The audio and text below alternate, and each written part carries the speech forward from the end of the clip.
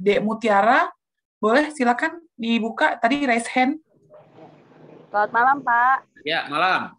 Ya, sebelumnya terima kasih nih untuk Gracia sama Pak Sutri sudah mengadakan ini. Jadi ada unek-unek untuk bisa cari jawaban. Sebenarnya ada dua nih, Pak. Yang pertama berhubungan dengan orang ketiga, yaitu opung. Jadi saya itu tinggal di rumah mama. Saya punya 2 orang anak, paling besar umur 8 tahun, paling kecil umur 6 tahun. Jadi kadang-kadang saya dengan suami itu bisa menetapkan peraturan, khususnya HP misalnya. HP tidak boleh di jam-jam tertentu atau di hari-hari tertentu. Nanti papanya diam-diam tuh, Pak, jodorin, ini gitu. Jadi akhirnya berantem lah mama sama papanya masalah HP. Itu baru sama suami, belum dengan orang ketiga, yaitu opung. Jadi kadang-kadang kita pengen keras sama anak, mungkin karena opung sayang sama cucu ya Pak ya, janganlah kau marahin, inilah. Jadinya kita kendor lagi. Nah sebenarnya seberapa besar sih Pak peran seorang ibu, ayah, dan orang ketiga, mungkin nggak hanya opung ya, orang ketiga itu bisa siapa aja ya Pak, dalam hal membentuk karakter anak atau mendidik anak, itu pertama Pak. Terus yang kedua, saya setuju dengan yang Bapak bilang tadi, kalau anak dari awal dididik keras, dia ketika punya anak akan mendidik keras. Itu terjadi sama saya, Pak. Bapak saya itu kalau mukul saya pakai sapu, Pak.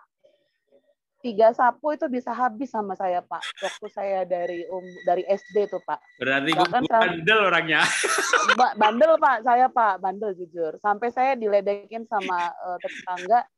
Muti nggak lari-lari lagi dikejar bapaknya pakai sapu, sampai begitu Pak. Nah itu terjadi pada saat saya punya anak Pak. Jadi mungkin alam bawah sadar saya ya Pak ya, anak itu kalau nggak dihajar tuman gitu. Terus saya juga pernah dengar dari satu pendeta namanya Ibu Debbie Basjir. Kebetulan saya sering ikut khotbahnya dia. Kita tuh boleh menghajar anak. Karena di firman Tuhan ada bilang ajarlah, di ujung rotan itu ada pengajaran gitu ya. Cuman saya mau tanya Pak, sampai umur berapa kita bisa, tapi menghajar dengan kasih ya Pak, kita bisa menghajar anak kita supaya dia tidak kepahitan kepada orang tuanya. Itu sih Pak, saya lebih ke arah pengalaman pribadi Pak. Makasih Pak. Oke, tadi anak sama opung ini berarti mamahnya ibu ya? Ya. Bukan ya, mertua, Pak. Bukan mertua. Nah itu juga bisa Pak. Pokoknya orang ketiga Pak, bisa mertua, bisa opung. Karena orang ketiga tapi orang ketiganya bukan janda sebelah ya, bukan ya? Enggak Pak. Orang ketiga pernikahan, bukan, ini orang ketiga parenting ya. Oke. Parenting ya. Pak, parenting ya. Kalau orang ketiganya itu adalah papa mamahnya sendiri, opung orang tuanya bapak ibu masih mending ya. Kalau mertua emang lebih ribet ya, emang mertua itu ya. Tapi kalau misalnya sampai ada yang orang ketiga itu mertua, ya saya harus mengapresiasi bapak ibu yang tinggal bersama mertua. Teguhkan dan kuatkan hatimu karena mertua itu adalah tinggal bersama mertua itu adalah sekolah karakter. Kalau bicara karakter, itu sekolah karakter yang paling hebat di muka bumi. Contohnya Musa itu ikut mertua 40 tahun, namanya Jitro, di Midian. Dan Musa itu setelah ikut mertua 40 tahun, itu layak melayani Tuhan. Sebelumnya dia umur 80 tahun kan Musa dipanggil Tuhan. Waktu dia umur 40 tahun, dia pengen melayani, tapi Tuhan belum kasih kesempatan. Sampai Musa melarikan diri, tinggal di Midian, menikah dengan anaknya Jitro dan tinggal di sana 40 tahun. Ikut mertua 40 tahun, hasilnya karakter Musa itu luar biasa. Makanya kalau Bapak Ibu itu ikut mertua bisa 40 tahun, ada 2 kemungkinan. Karakternya hebat seperti Musa atau stroke lalu mati. Jadi ya memang mertua itu luar biasa, bisa bikin mati cepat, tapi juga bisa bikin karakternya hebat. Nah, sekarang hubungannya dengan parenting gimana? Mendidik anak itu dengan pihak ketiga harus sehati. Pihak ketiga ini bisa suster, bisa pembantu, bisa sopir, bisa orang tua, bisa mertua, bisa guru dengan sekolah. tim pendidik anak harus sehati. Nah, ini repotnya. Ya, kalau orang tua nggak sehati, jangankan sama orang tua mertua ya, suami istri harus sehati. Kalau bapak bilang tidak, ibu bilang tidak. Kalau misalnya ibu kayaknya ragu-ragu menjawab, oke, tanya papamu dulu gitu ya. Jadi supaya jangan malah nanti orang tua berantem depan anak, jangan. Tapi kalau terlanjur berantem, ya harus rukun depan anak lagi. Tapi didik anak harus sehati. Ayah ibu sehati, jangan menjadi Mr. Yes menikah dengan Mrs. No. Mah, boleh nggak aku main air? Jangan nanti batuk. Boleh Pak? Boleh. Aku beli es krim ya Mah? Jangan. Boleh Pak? Beli 2, Papa 1 ya. Begitu. Jadi anak akhirnya tahu Papa baik, Mama jahat. Gitu ya. Ini berbahaya ketika anak punya kesimpulan bahwa Papa itu baik, Mama yang jahat. Mama kandungnya jahat, gimana mama tiri begitu. Waduh, jadi anak akhirnya takut kalau punya mama tiri. Padahal ada mama tiri yang baik-baik juga. Jadi papa mama harus sehati. Kalau berbeda pendapat gimana? Ya bertengkar aja di kamar. Saya pikir loh mah, tapi saya rasa loh Pak. Tapi saya pikir-pikir mah, tapi saya rasa loh Pak. Itu di kamar aja itu berdebat pikir rasa begitu ya sampai pagi gitu. Tapi jangan depan anak. Nah orang tua dan mertua kita harus belajar juga sehati. Jadi misalnya saya dulu mertua saya tinggalnya di Cirebon. Tapi karena mertua saya itu papa mertua saya itu pendeta, sering khotbah ke Jakarta. Nah, kalau khotbah pasti mampirlah nginep rumah kita. Merubah peraturan, ya kan? Saya bikin peraturan, minum Vitamin sehari 2 saja, Yakult 2 botol, jangan banyak-banyak. Nanti kalau banyak-banyak kenapa? Ya masuk perut karena tubuh butuhnya sedikit, cuma katalis saja. Ya nanti dibuang ke jamban kan percuma. Jadi cukup ada anak udah dikasih pendidikan begitu. Mertua datang, boleh vitamin C lagi, boleh, itu sehat, boleh minum lagi, boleh, itu bagus. Sudah rusaklah peraturan gitu ya. Anak saya 3. Saya bilang sama istri, sampai paling kecil umur 5 tahun baru ada PlayStation, supaya sampai paling kecil umur 5-6 tahun, mereka pertama kali relasi. Wih, anak saya paling kecil baru 4 tahun, 3 tahun, mertua saya datang bawa hadiah PlayStation. Sampai anaknya akhirnya anak saya nomor 2 game adiktif gara-gara hadiah PlayStation mertua saya ini gitu. Jadi memang tidak mudah ya, karena memang orang tua atau mertua itu sayang banget sama cucunya. Anak saya sudah menikah, tapi saya belum punya cucu, saya belum bisa merasakan. Tapi saya akan komitmen untuk tidak menabrak anak ataupun mantu saya dalam hal peraturan. Karena kita sendiri mengalami bagaimana anak-anak kita mengalami kebingungan ketika orang tua tidak sehati atau dengan mertua tidak sehati, akhirnya nanti anak tidak belajar peraturan, dia mengambil kesimpulan tadi, papa baik, mama jahat. Padahal kan mama tidak jahat. Mama mau supaya anak itu ngerti peraturan. Tapi tujuan itu menjadi gagal karena ketidaksehatian.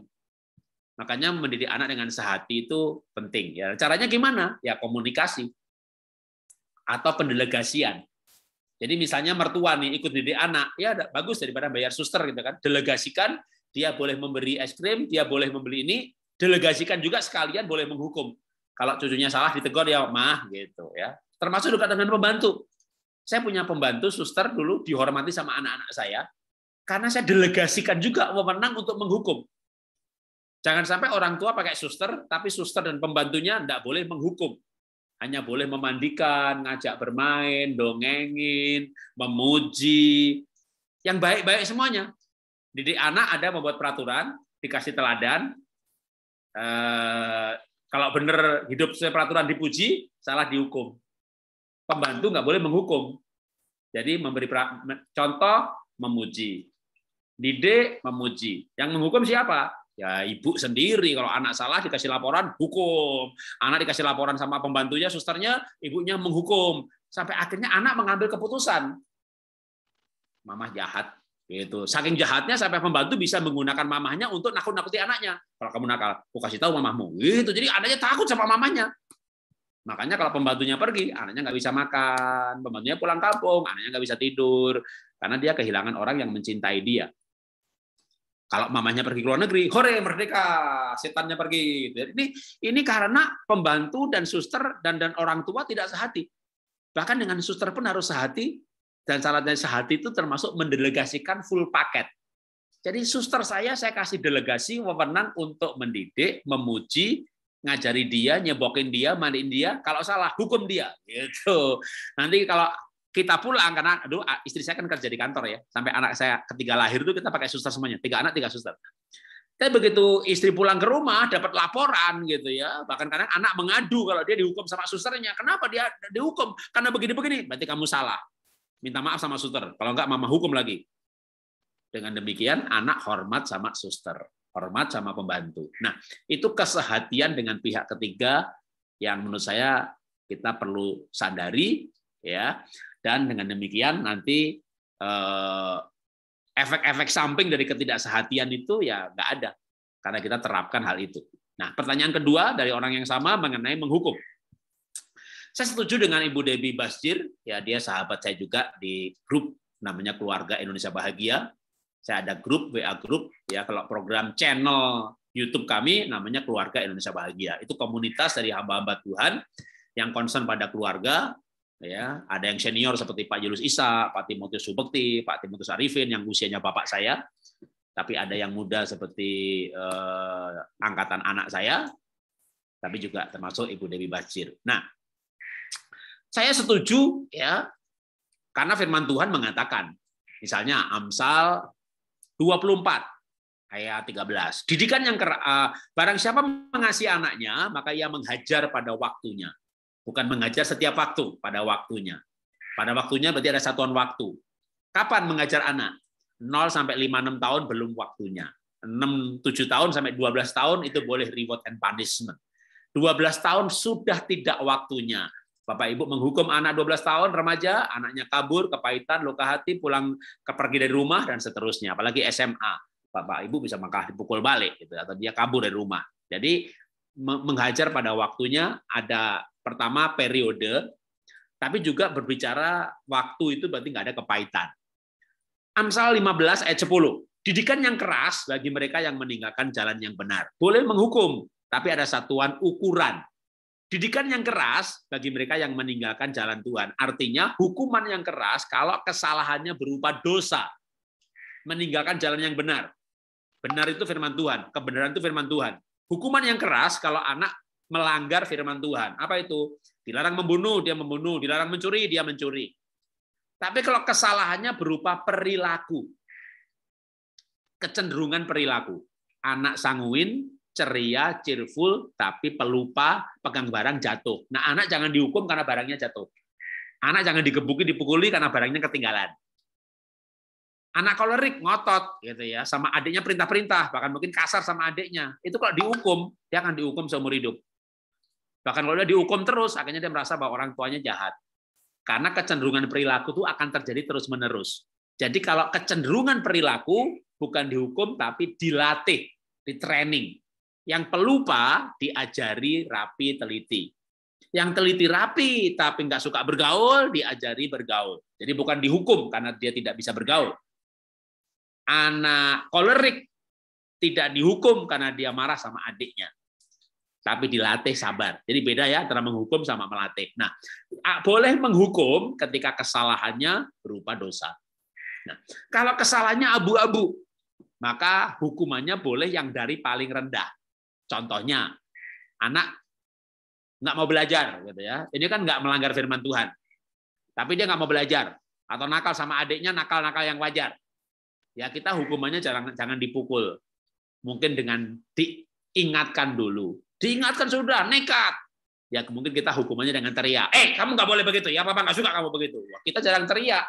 Kita teriak aja, itu anak sudah merasakan itu hukuman. Sebentar, saya lihat baterainya laptop. Sebentar, saya nyalakan dulu. Maaf, sebentar. Ini tuh baterai laptop. Sambil menunggu Pak Jarod menyalakan baterai, teman-teman, Bapak Ibu semuanya, tolong tadi ada tim dari panitia yang japri pribadi, mohon diberikan nomor telepon yang ada akun GoPay-nya ya, karena kita akan transfer uang GoFood sebagai snack gitu buat teman-teman Bapak Ibu semuanya. Terima kasih. Oke. Ya, silakan. Saya lanjutkan lagi yang soal menghukum. Ya, jadi kalau anaknya salah, maka harus menghukum. Tipsnya adalah hukuman itu harus dimulai paling rendah. Jangan dikit-dikit pukul, nanti dia kebal. Kalau kebal begitu dipukul, dia lari sambil berkata, nggak apa-apa, nggak apa-apa, itu berarti kebal. Maka hukuman itu dimulai dari yang paling rendah. Misalnya teriakan dulu, Kamu nggak boleh begitu, Papa nggak suka. Teriakan aja sudah berupa hukuman bagi anak yang jarang diteriakin. Makanya Bapak Ibu jangan biasa teriak-teriak terus. Kalau Bapak Ibu teriak-teriak terus, lalu anak salah, Bapak teriakin, Ibu teriakin gitu. Anak berkata, nada dering sehari-hari, udah biasa. Anak nggak kaget, nganggap itu bukan hukuman. Tapi kalau kita jarang berteriak, kita berteriak itu hukuman loh bagi anak. Saya pernah berteriak sama anak nomor 1 yang melankolik. Siapa taruh gitar di sini, gitu ya? Siapa taruh? Saya bukan kamu jangan taruh. Siapa? Karena saya nggak tahu siapa yang taruh. Tapi karena saya berteriak, anak saya masuk kamar dia nangis. Karena memang dia yang naruh di situ. Jadi buat anak yang melankolik yang lembut, teriakan itu sudah hukuman, bahkan sudah menakutkan. Anak saya takut, saya marah, dia nangis gitu ya. Tapi kalau yang nomor 2 flekmatik, saya teriak, ya dia wajahnya penuh damai sejahtera, dia tenang aja, enggak. Dengan tenangnya aja dia, aku yang taruh itu. Emang kenapa? Ya jangan tulis itu. Lalu di mana? Aduh, itu sudah ketahuan yang salah, masih dengan santainya. Kalau di situ emang kenapa? Karena gitu ya, kita harus menjawab gitu. Itu anak memang butuh jawaban. Gitu ya. Jadi saya setuju anak boleh menghukum, tapi anak boleh dihukum, tapi hukumlah dengan tingkatan-tingkatan yang paling rendah dulu. Lalu yang pasti tidak boleh adalah tidak boleh menghukum dengan memberi label. Anaknya nakal, kamu anak baik, tapi kamu nggak boleh. Kamu anak baik, kamu nggak boleh nakal, karena kamu anak baik, kamu anak Tuhan, kamu nggak boleh begitu. Nah, artinya waktu kita marah kita teriak, gitu ya. Kamu anak baik, nggak boleh seperti itu. Teriakan kita, kamu anak baik. Jangan bilang kamu tuh anak nakal deh, sama adik begitu, kamu nggak boleh nakal. Yang belakangnya nggak apa-apa, tapi depannya kamu tuh anak nakal, nggak boleh. Ya, kamu anak baik, jangan nakal. Anak saya ulangan nilainya 4,0, 3,5. Ben, kamu tuh pinter, Ben, tapi nilaimu jelek. Kalau kamu rajin pasti kamu bisa deh. Kamu tuh pinter gitu, tapi nilaimu jelek. Ya, berbeda dengan kamu tuh bodoh banget deh. Kemarin 3,0, sekarang 3,0, sekarang 2,5 lagi gitu ya. Kamu tuh emang males. Nah, jangan, itu udah menghakimi, udah memberikan label. Jadi boleh teriak. Boleh Pak Jarod, boleh, Anda boleh teriak gitu ya. Orang Sumatera Utara nggak berteriak, stres nanti. Loh, tapi kan kata pendeta itu orang Kristen harus lemah lembut, Pak. Ya nggak harus lah, gitu ya. Lemah lembut kalau kalimatnya negatif juga nggak boleh. Jadi misalnya Bapak Ibu ada yang belajar lemah lembut, tapi kalimat negatif ya nggak boleh. Ya, contohnya anaknya nakal, terus Ibu lemah lembut. Nah, Mamah menyesal melahirkan kamu. Kamu tuh anak yang nggak ada gunanya. Itu namanya bukan lemah lembut, ya memang lemah lembut, tapi kan menyakitkan. Itu tajam itu. Jadi kalau menurut saya teriak nggak apa-apa. Kamu tuh anak baik, ya. Kamu tuh anak baik, nggak boleh begitu. Kamu anak baik, nggak boleh begitu. Ya, apa pula kau begitu-begitu? Ya nggak apa-apa ya kan. Kalau Bapak Ibu udah dari dulu berteriak gitu, tiba-tiba lemah lembut. Nanti Bapak Ibu ngomong nih panjang lebar lemah lembut gitu kan, ngerti? Aku nggak denger. Sudah ngomong panjang lebar, ngerti? Aku nggak denger.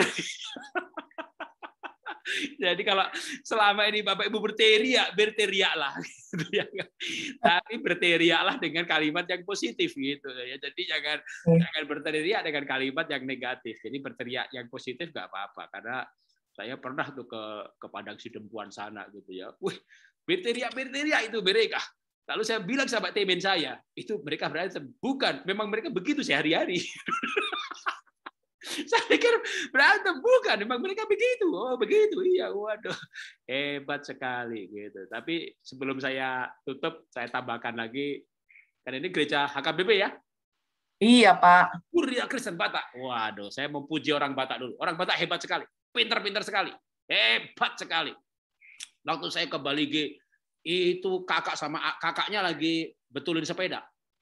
Dia bilang sama adiknya, Lai, ambil apa itu, Lai? Yang di sana itu, Lai. Ambil apa itu? Yang di sana itu. Adiknya ngambil, bener lagi. Ambil apa itu? Yang di sana itu. Kalau di Jawa itu nggak, adiknya jangankan bilang ambil apa itu. Dek, ambilin palu. Yang palu besi apa palu kayu? Yang besi. Yang besar apa yang kecil? Yang kecil. Yang gagangnya merah atau biru? Terserah kau. Jadi di Batak itu enggak usah pakai begitu. Ambil apa itu? Yang di sana itu. Keluar saudara. Waduh. Saya masuk restoran. Orang Batak datang, yang punya restoran orang Batak juga. Makan apa itu? Makan apa itu?